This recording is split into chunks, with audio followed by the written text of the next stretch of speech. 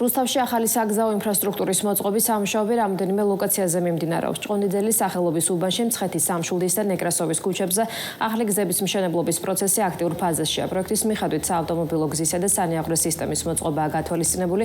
სამივე ქუჩაზე ჯამში 15,000 კვადრატულ ფართობისზე ახალი გზა დაიგება, გამოიცვლება მიწისქვეშა კომუნიკაციებით. სამუშაოები აქტიურად მიმდინარეობს გრანელის, გიორგაძისა და ჯავახიშვილის ქუჩებზე, სადაც 11 შიდა ეზოს და შიდა კვადრატული გზის რეაბილიტაცია ხდება.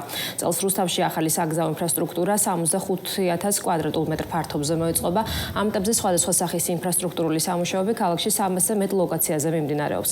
ინფრასტრუქტურული პროექტების მიმდინარეობა სახელმწიფო რწმუნებული ქვემო ქართლში და რუსთავის მერი გაეცნენ.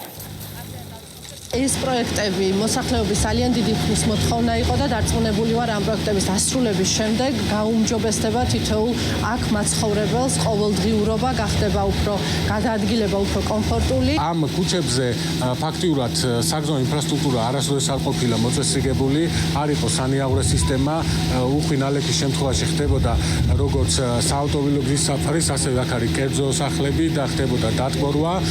სამუშაოები არის აქტიურ ფაზაში შესული.